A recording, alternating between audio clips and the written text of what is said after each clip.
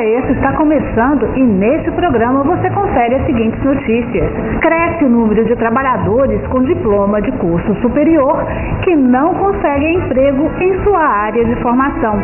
E no bloco de entrevistas, o juiz Rony Souza fala sobre um novo jeito de conciliar na Justiça do Trabalho, que requer competências múltiplas do magistrado.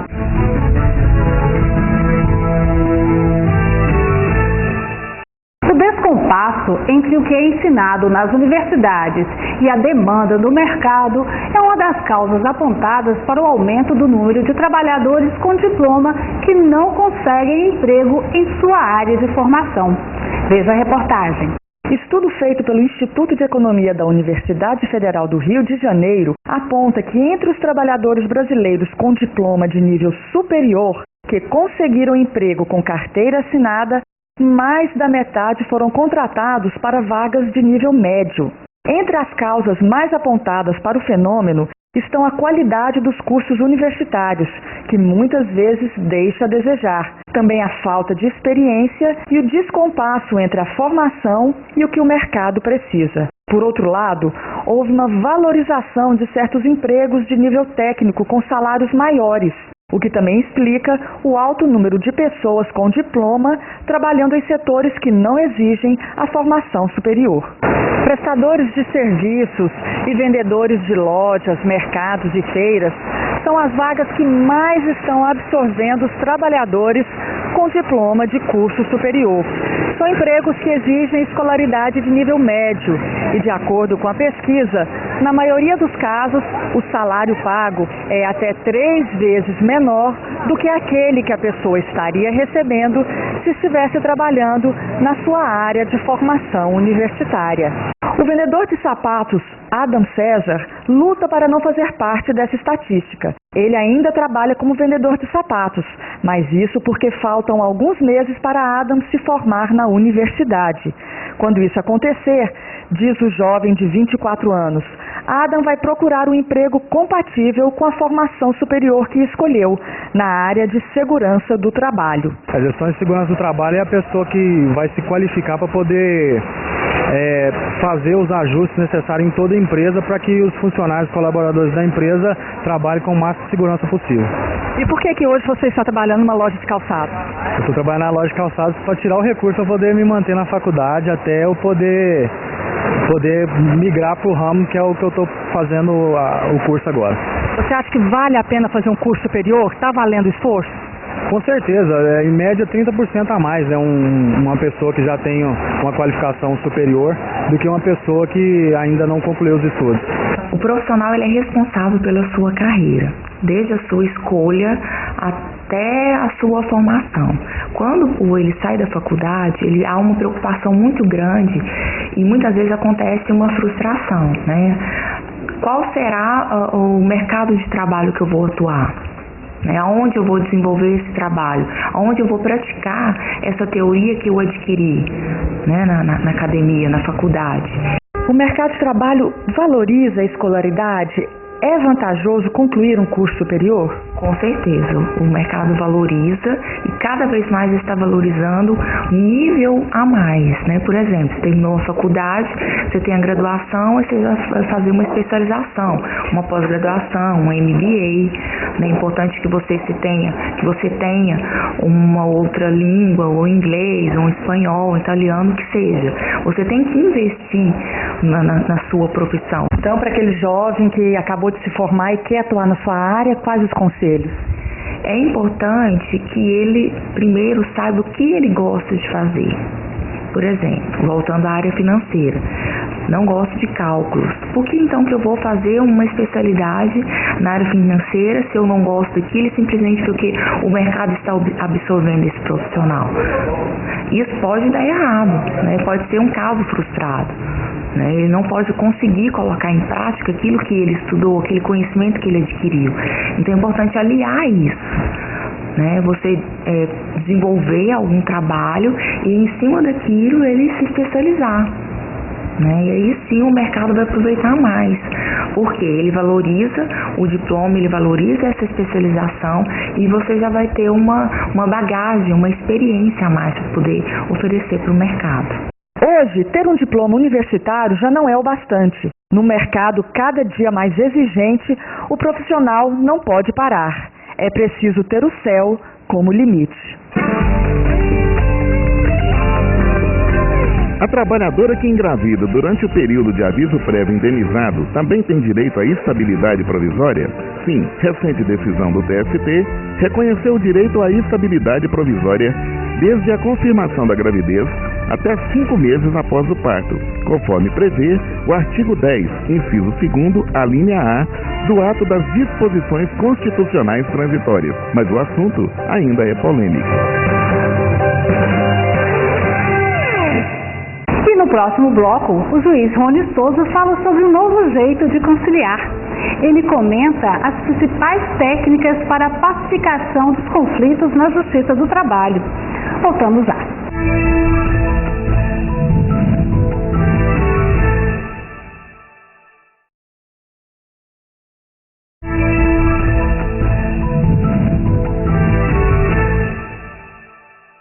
A conciliação tem sido um caminho buscado pela Justiça do Trabalho para a solução dos conflitos entre empregados e empregadores.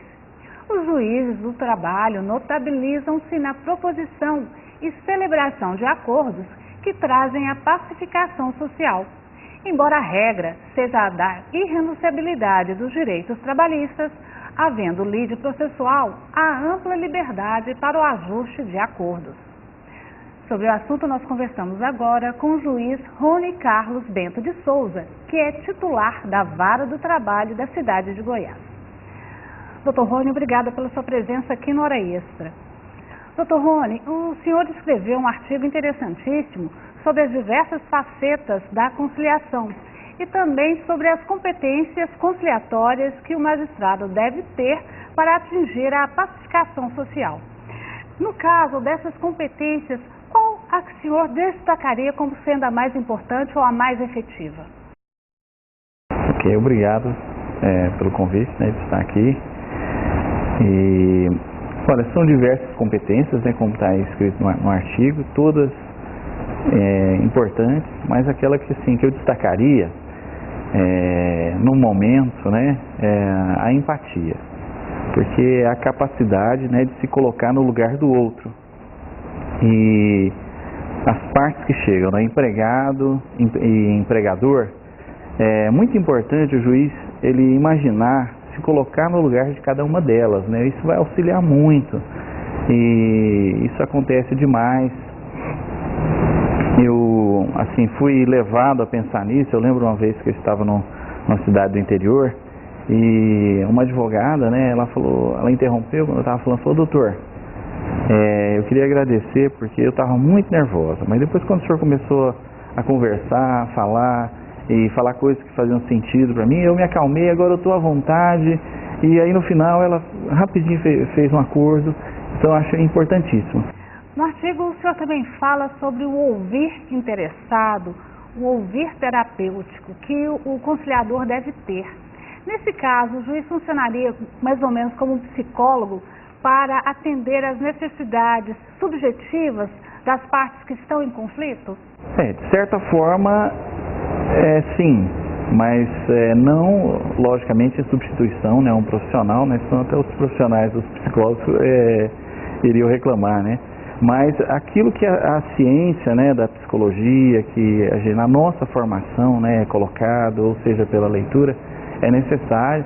E nesse caso, aprender a ouvir é importantíssimo. Eu até falo no artigo sobre uma na escola de Chicago, que fala do terceiro ouvido, e foi uma coisa que eu aprendi quando eu estava ainda no seminário, antes de eu vir para a magistratura, e eu lembro de uma professora que tinha vindo de Chicago, e ela falou isso, olha, você tem que desenvolver o terceiro ouvido, você atentar para a pessoa, olhar para aquela, às vezes ela fala coisas que estão na entrelinha, não somente a literalidade da palavra, então olhar a pessoa como um todo, e de certa forma isso ajuda muito. Muitos acordos são difíceis às vezes de conciliar, porque às vezes as partes estão demandando mais que apenas uma reparação financeira.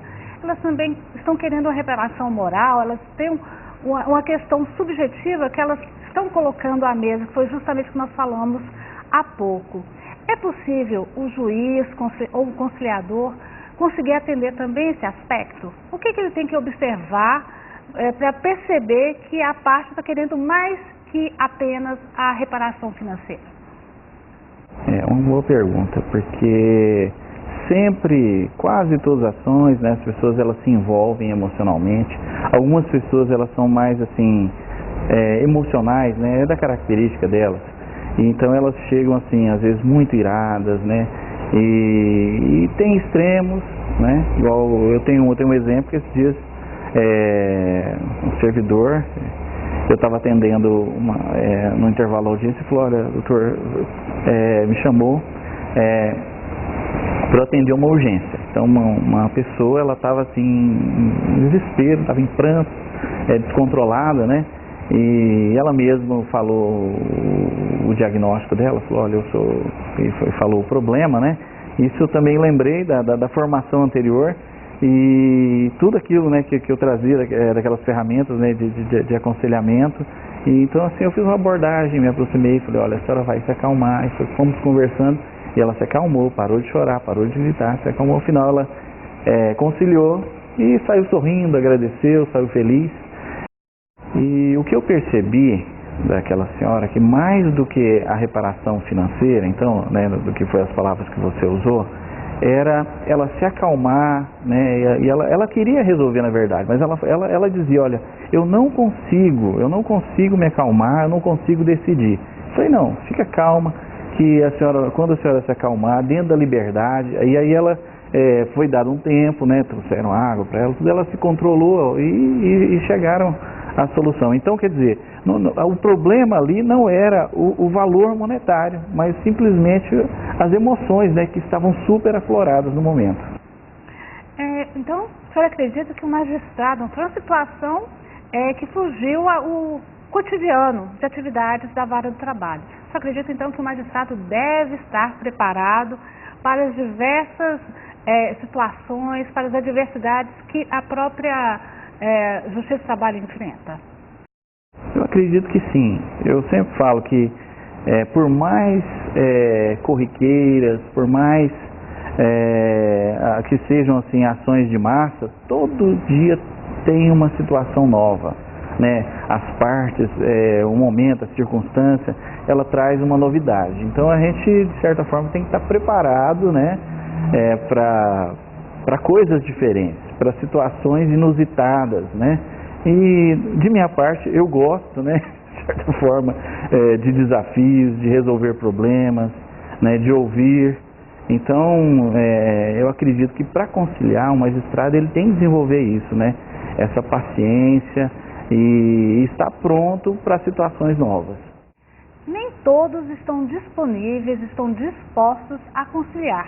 Empresas, grandes empresas, que geralmente têm por prática não fazer conciliação. O que o magistrado pode fazer nesse caso? Olha, já aconteceu na cidade por onde eu passei, de grandes empresas, né, que a regra era não conciliar. Então o meu trabalho, né, foi assim a longo prazo, às vezes durante um ano, né, questionando, demonstrando as vantagens, né, da solução conciliada, da pacificação, e esse trabalho intenso, sempre eu repetindo, usando a razão, lógico, né, de forma alguma pressionando, mas assim, num diálogo, né, e demonstrando que esse caminho poderia ser melhor. E ao final, graças a Deus, né, assim, tive sucesso, e depois, né, hoje, onde eu estou, duas empresas lá, hoje elas fazem, a maioria das ações dão acordo, né?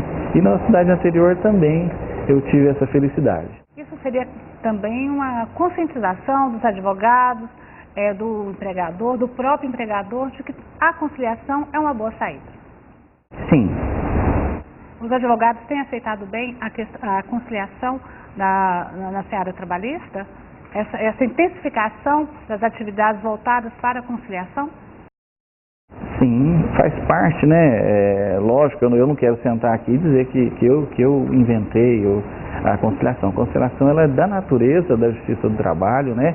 Agora, de minha parte, assim, eu gosto, né? Eu me entusiasmo. Grande parte da literatura que eu leio, né, da minha formação é voltado para isso, do meu planejamento, mas eu vejo também que os advogados gostam, né, e tem procurado realmente fazer a autocomposição dos litígios. Sem a cooperação deles não seria possível, né? Certo. Nós vamos para um rápido intervalo e voltamos já, hoje falando sobre conciliação na Justiça do Trabalho. Não sai daí.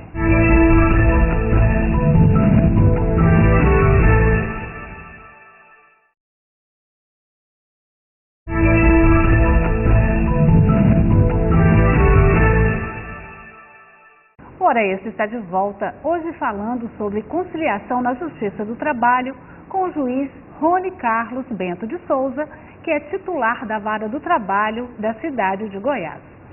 Doutor Rony, o senhor também mencionou em seu artigo que atos simples podem auxiliar em muito a conciliação. Por exemplo, como servir água, café, oferecer um ambiente que seja favorável à conciliação, um ambiente físico mesmo. O que o senhor chamou de doses terapêuticas de realidade, que o juiz tem que estar atento a isso também. Isso, de fato, é importante?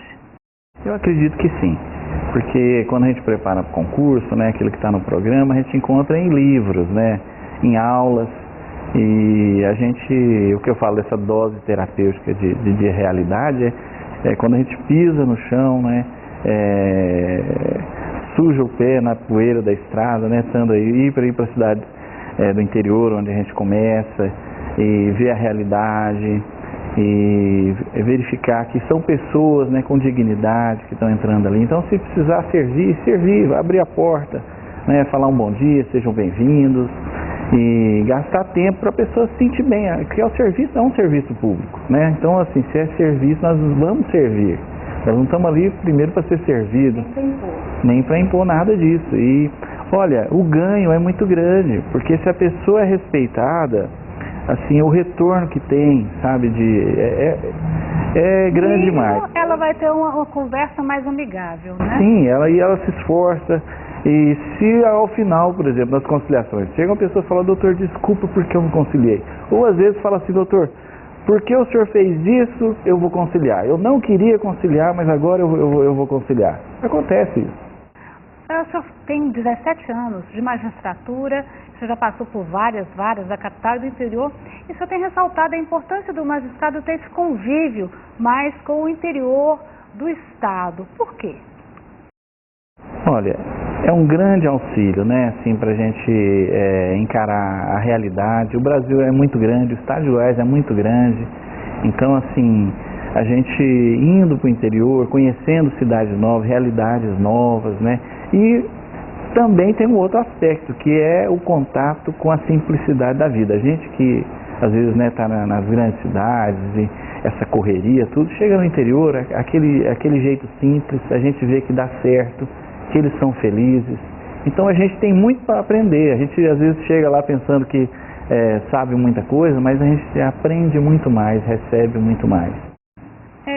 No caso, o juiz tem que se preparar um pouco antes para promover uma audiência conciliatória, por exemplo, conhecer os fatos, conhecer as provas, para depois chegar para essa negociação? Isso funciona?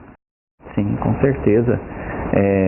Tem que ter domínio, né, de todos os processos que estão na pauta e conhecer toda a controvérsia, né, os documentos, porque é importante no diálogo para esclarecer as partes, as possibilidades, porque assim, a conciliação tem esse aspecto psicológico, mas a gente não está ali também para levar a pessoa emocionalmente a tomar uma decisão qualquer para fazer um acordo. Ela tem que ser algo racional, porque o juiz ele tem que ter credibilidade.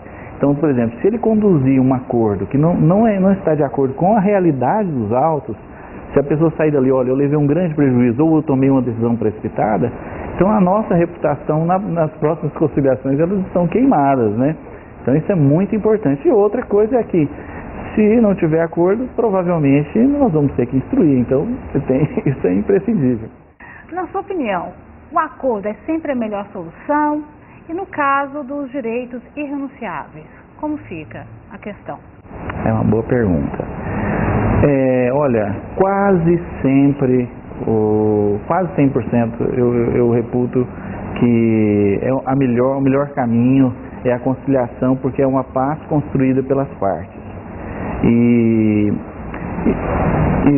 Agora, se implicar em direitos irrenunciáveis, alguma coisa que vai ferir a dignidade da pessoa, tem que estar atento se alguma pessoa não está sendo induzida em erro.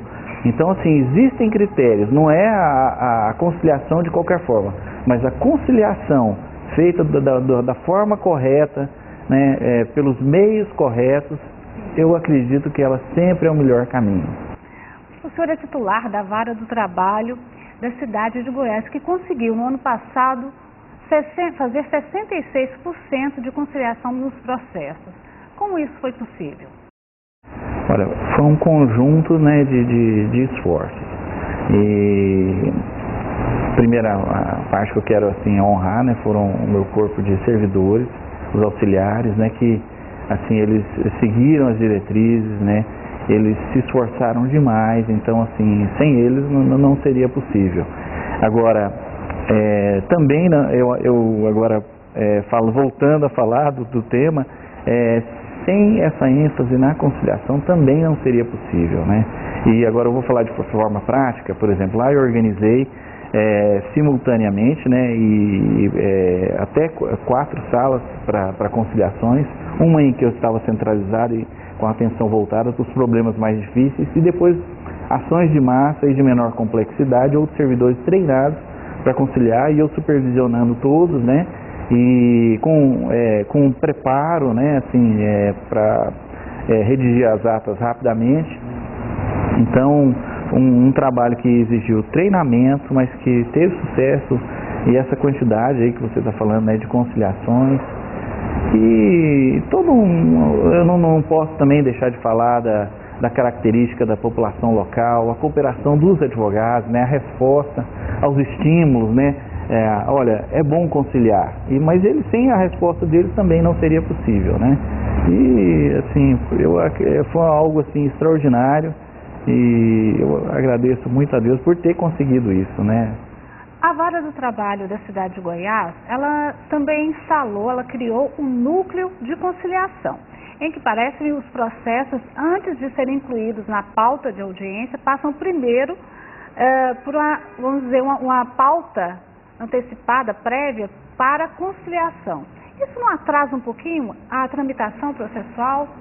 Não, pelo contrário. E essa disposição, né, que foi oficializada pelo tribunal, segue mais ou menos as linhas daquele protótipo, né, de audiência que eu tinha mencionado. Os servidores, eles são treinados, e é possível realizar diversas ações sem aquela atenção super concentrada do juiz, né, dá mais flexibilidade. Para o magistrado, no caso? Então, quando o magistrado ele tem que se voltar à pauta normal, né, para ações que são de fácil solução, acaba tumultuando. Então, de forma nenhuma a gente pode dizer que atrapalha, veio só ajudar. Quer dizer, então, que o fato das partes terem contato inicial com o processo antes da demanda passar para o magistrado, isso faz auxiliar, não atrasar o trâmite do processo. É isso mesmo. E, porque existem ações que elas são de fácil solução. As partes, elas querem solucionar. Então, se a gente coloca ela na pauta comum, então muito tempo é perdido, né? Pode ter segurança que é um caminho melhor. Ok. Eu conversei com o juiz titular da Vara do Trabalho da cidade de Goiás, Rony Carlos Bento de Souza, que falou sobre conciliação na Justiça do Trabalho. Doutor Rony, muito obrigada mais uma vez pela sua presença aqui no Hora Extra. E sucesso nas conciliações lá na Vara do Trabalho. Eu que agradeço, muito obrigado pelo convite, e espero que o que eu disse aqui possa ser útil para algum magistrado, para alguma pessoa. Obrigada. Essa edição do Hora Extra termina aqui. Muito obrigada pela sua atenção e até a próxima semana. Mais informações, como sempre, você acompanha no Facebook e no Twitter.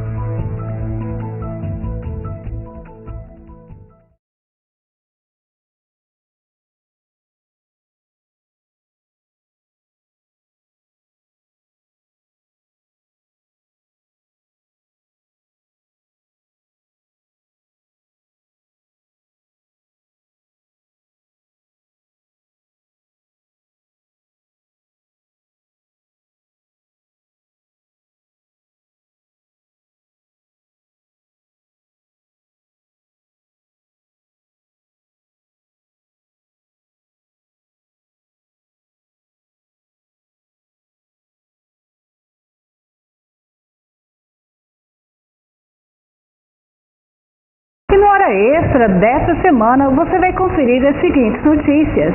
Cresce o número de trabalhadores com diploma de curso superior que não conseguem emprego em sua área de formação.